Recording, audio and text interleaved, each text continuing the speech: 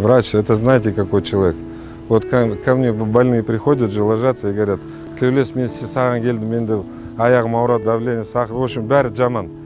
Бірінші Құдай, екінші сен дейді. Сол, я считаю, что после Құдайдан кейін біз екінші адам болу керекпіз. Любой врач сондай болу керек.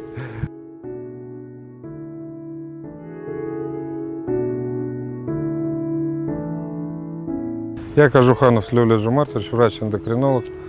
Родился в городе Караганде, вырос в городе Таразе. Родился в семье врачей. Отец, мать врачи, дяди, тети у нас врачи. Тетя, его жена, была детский инфекционист, всю жизнь в областной больнице проработала.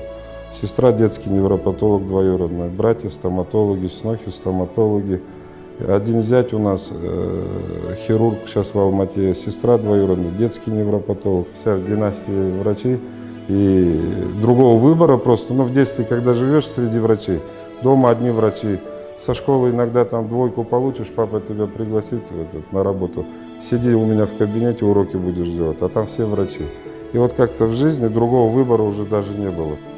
Давление жақсы, 180, молодец.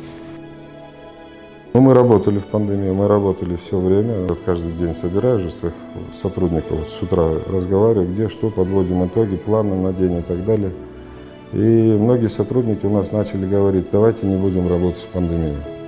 Я тогда просто сотруднику сказал, а зачем вы тогда учились на врачей? Вы дали клятву Гиппократа, вы должны работать. Это ваша прямая обязанность, Богом посланная вам.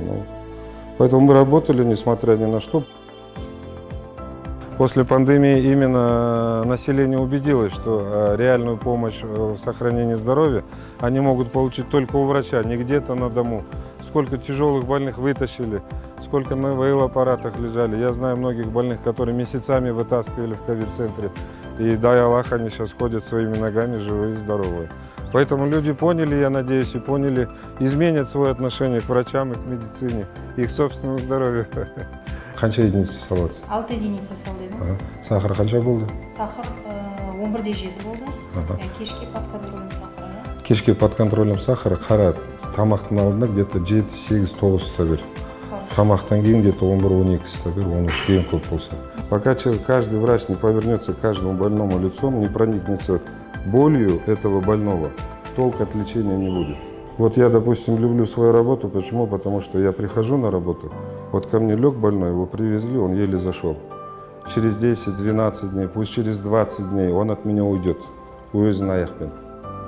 Довольный, радостный и скажет тебе спасибо. Вот это результат и вот это самое то, что мы должны ожидать от нашей работы. Самое сложное – это человеческий фактор, понимаете? Вот придет 100 человек, и 100 человек у каждого свои, как говорится, тараканы в голове.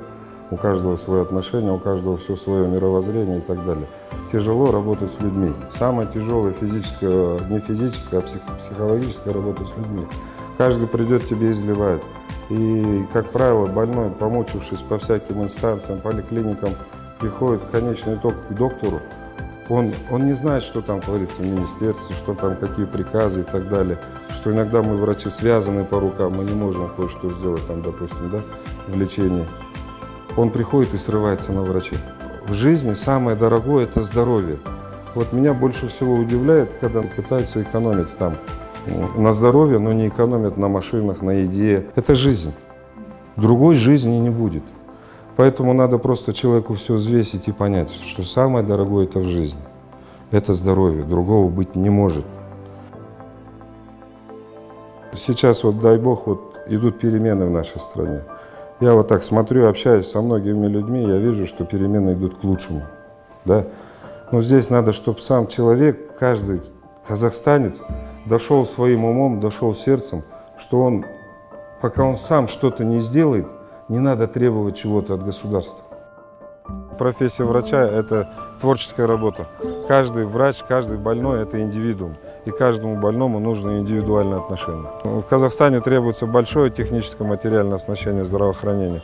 Но сейчас политика нашего президента как раз направлена на это. Я слушаю, смотрю новости. Он хочет поднять значительно зарплаты врачам. Это будет мощной стимуляцией для врача, для медсестры, чтобы врач на своем месте не думал, где бы заработать копейку, по 3 больницам дежурить, бегать, дома не ночевать, а чтобы он в одном месте отдавался своей работе сполна. Берегите свое здоровье с молоду, кушайте правильно, двигайтесь побольше, научите своих детей двигаться, понимаете? Вот сейчас мы в детское время росли, в наше время нас отец с улицы домой загнать не мог, мы убегали. Сейчас дети на улицу не выходят, вы зайдите во дворы, пустые дворы. В наше время во дворе яблоку было негде упасть. Одни дети бегали, играли. Мы вели здоровый образ жизни. Сейчас наши дети сидят в эти сотки, гаджеты лупятся, кушают чипсы, пьют колу, гориллу. Я вообще вот в плане этого, знаете, научите свою семью и детей правильно питаться и правильно за собой следить. Я еще раз там говорил, здесь скажу. Главное в жизни здоровье, его не вернешь и не купишь.